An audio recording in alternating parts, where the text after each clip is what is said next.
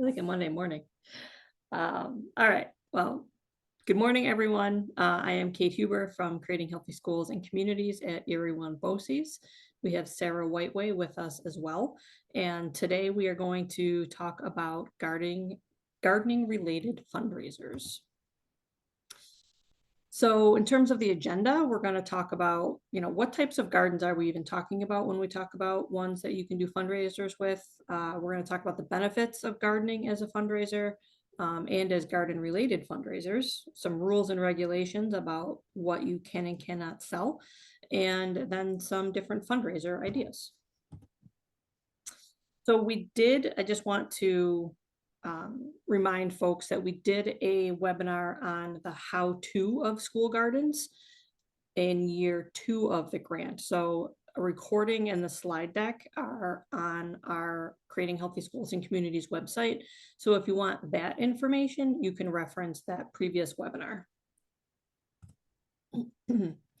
So there are so many different types of gardens that a school might have. Obviously, raised beds.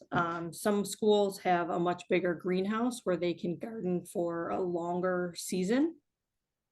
We also have the, traditional in the ground gardens, container gardens, hydroponic gardening, like with the tower gardens. And then some schools are doing fruit trees or fruit bushes, like in this picture, there's raspberry bushes. So there's all different types of gardens that you can use in your school and that you can fundraise with. So there are some grants available to help fund school gardens. The first one is Green Our Planet, and this grant really focuses on hydroponic gardening, tower gardens, for example. They can fund up to 3 different tower gardens. They're not as willing to fund traditional gardens.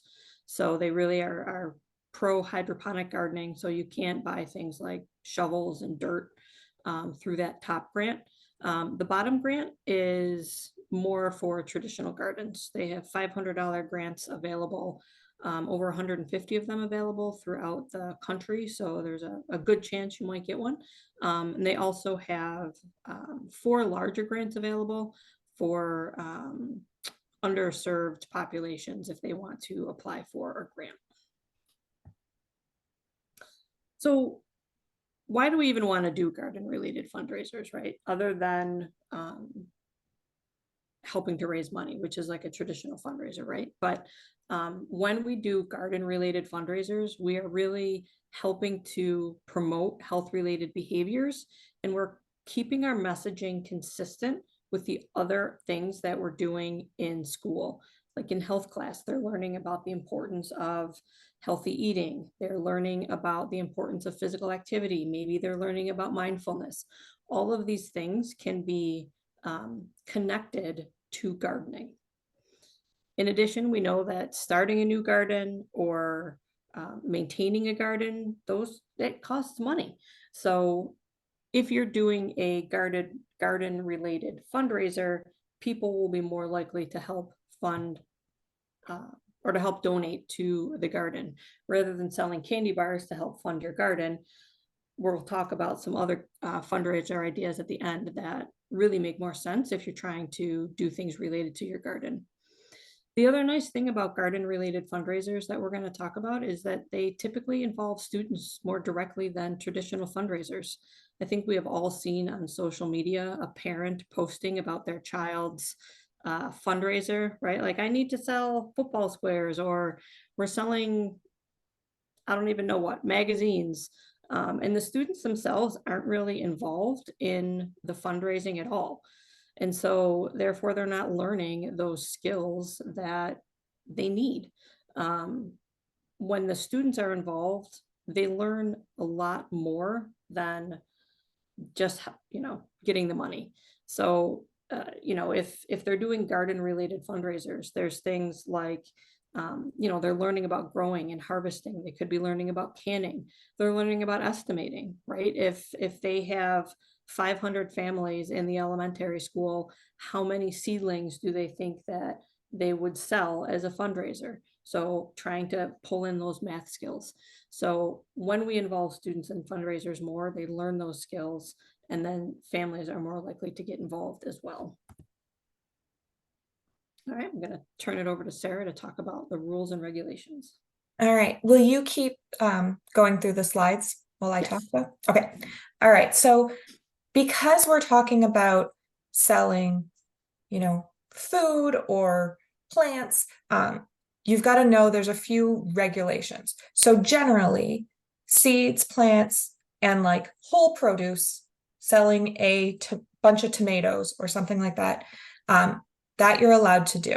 That's fine. You don't have to have a license for that. You should store any produce under sanitary conditions, and you can't cut that stuff up without having to check with the health department.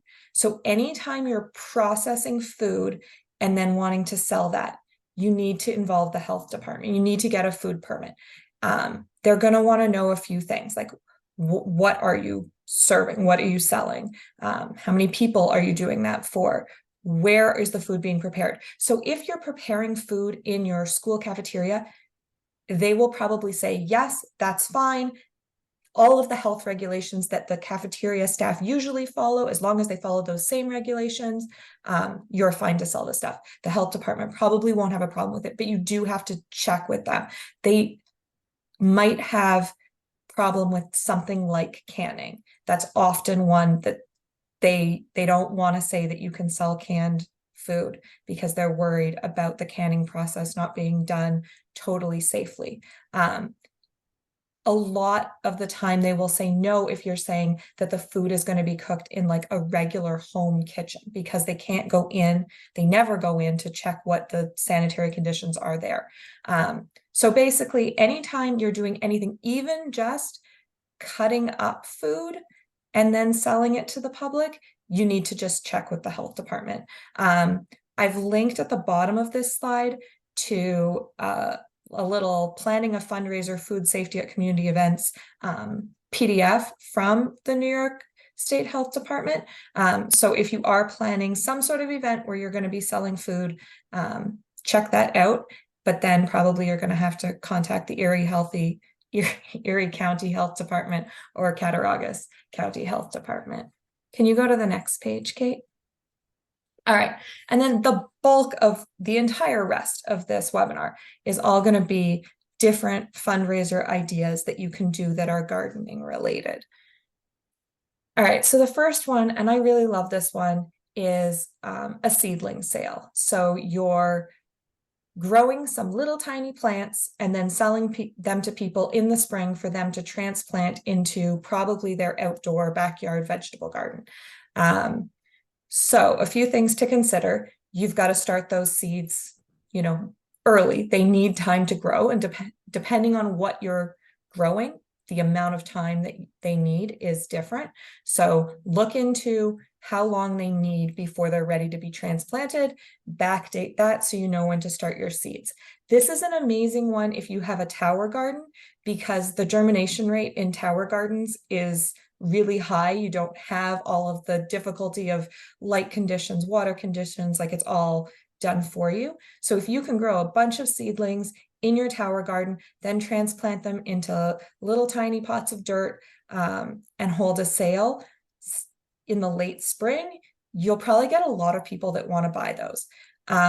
I'm going to say your best choices for doing that are tomatoes, peppers, eggplants, and then some herbs, because those are the things that most backyard gardeners around here are going to buy as seedlings, because our growing season just isn't quite long enough to plant those as seeds directly in their garden. So people are usually looking for seedlings of those things, and they transplant well.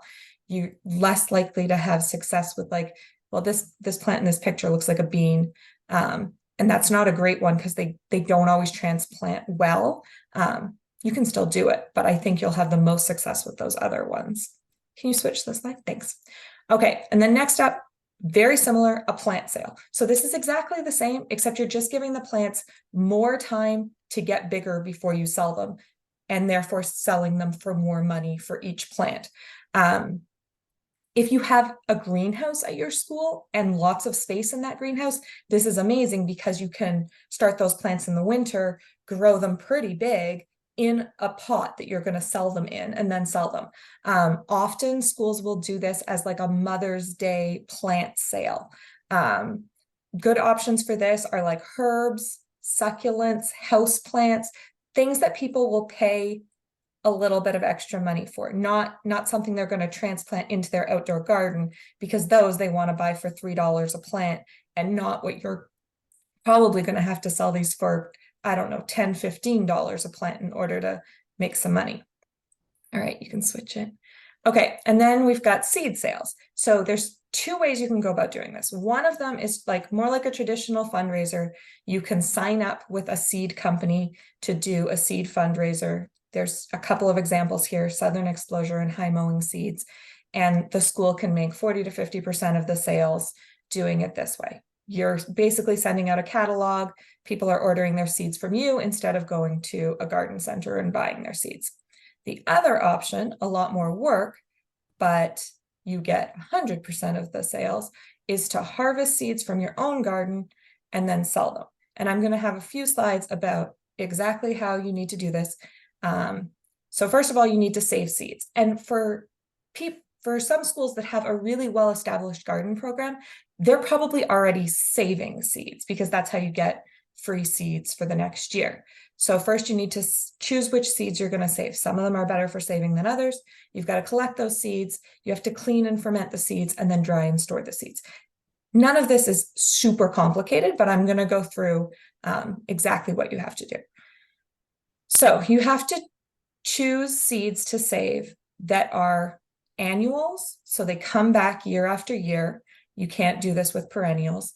They have to be open pollinated, which means they're not a hybrid, so that the seeds that come from that parent plant are going to make the same exact kind of plant.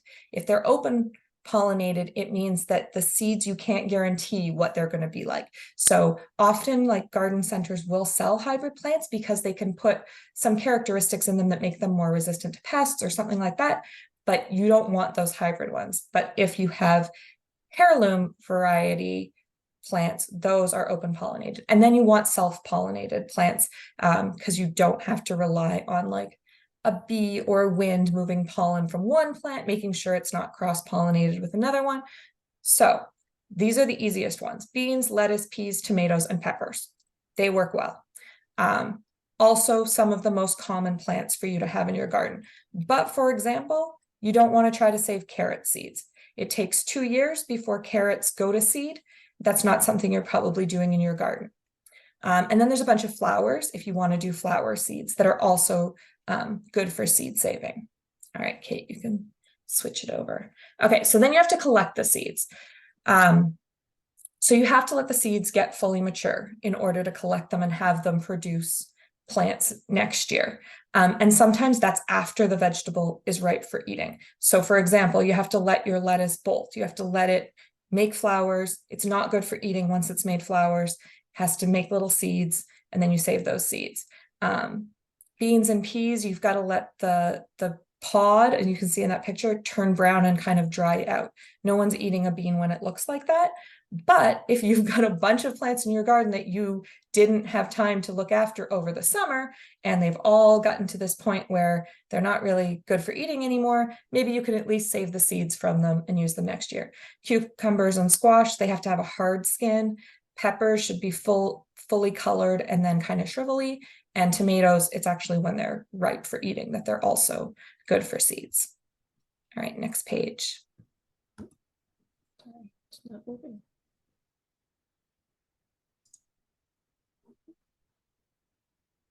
All right, then you've got to clean the seeds, and it depends on what kind of seed they are, how you clean them. So anything that's like dry in a pod, in a flower, not inside like a fleshy fruit that you would eat, you just have to separate the seed from the plant material. And they've got all sorts of fun names for that, like threshing, smashing, or shelling. But you're just separating those two things, saving the seeds. But if they're in a fleshy fruit, like in a tomato, in a pepper, in a squash, melons, you wet process them. So you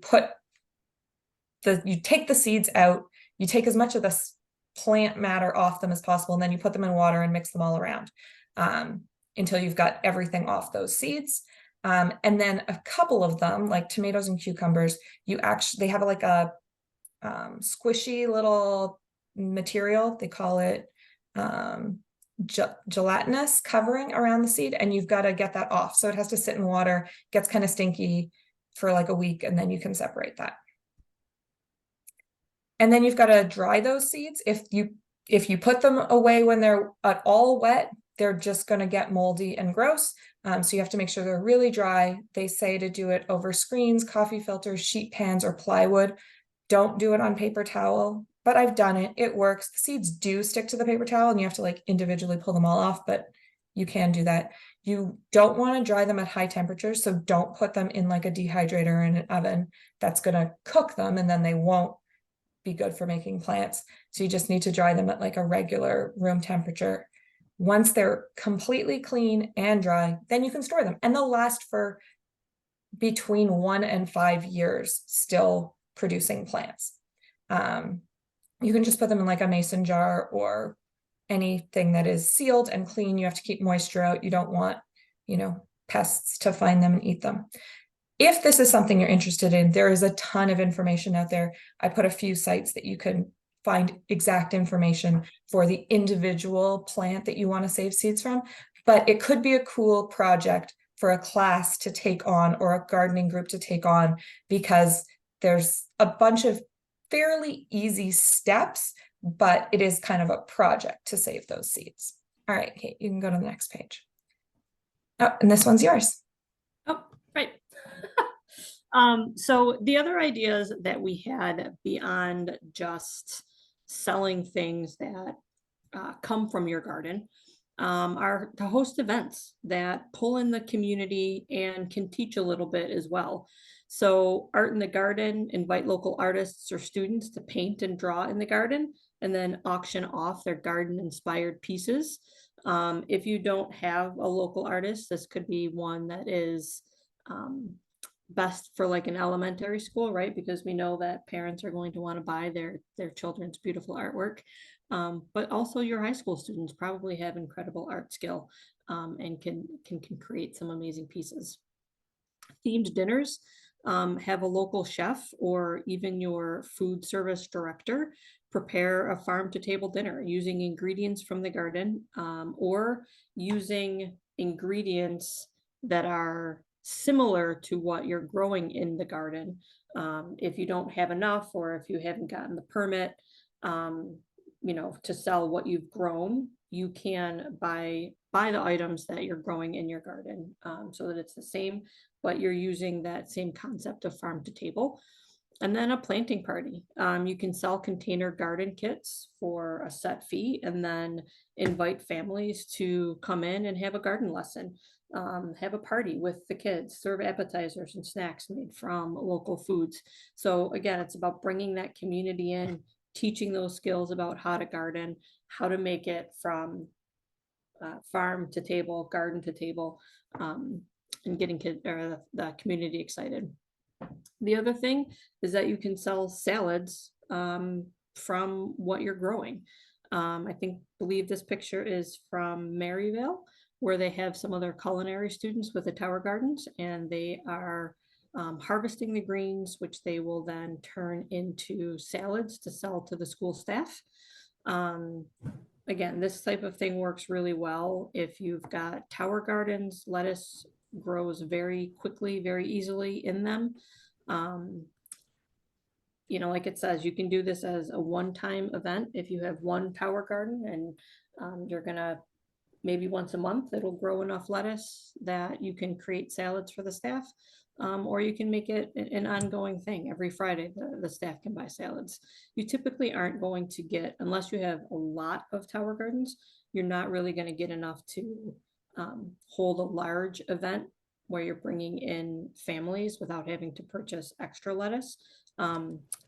But, for many districts, the staff appreciate a fresh salad, being able to buy it at school.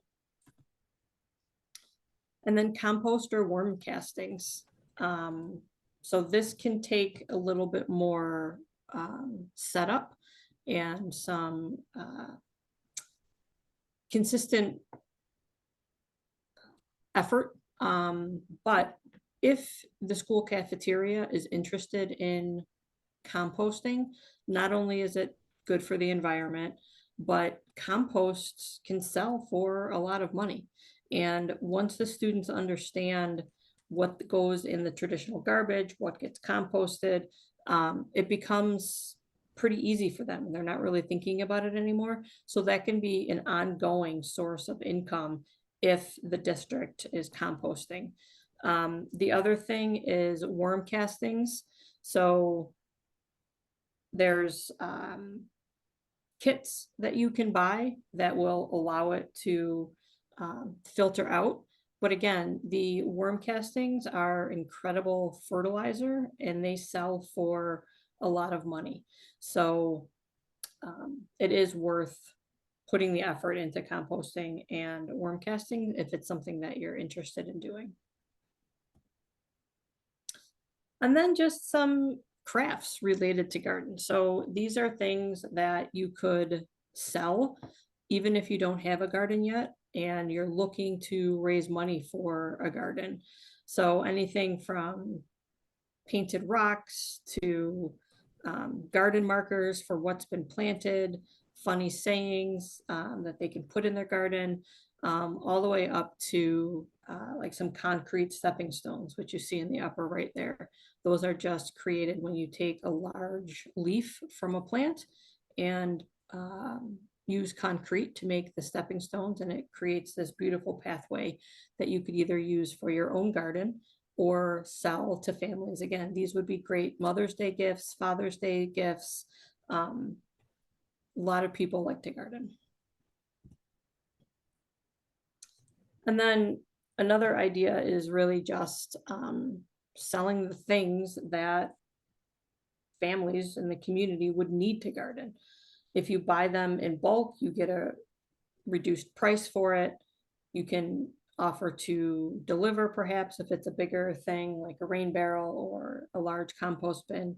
But having a sale, I always look at fundraisers as you make the most money on a fundraiser when you sell something that people actually want, right? Like we all have enough wrapping paper and we don't need wrapping paper that's super duper thick.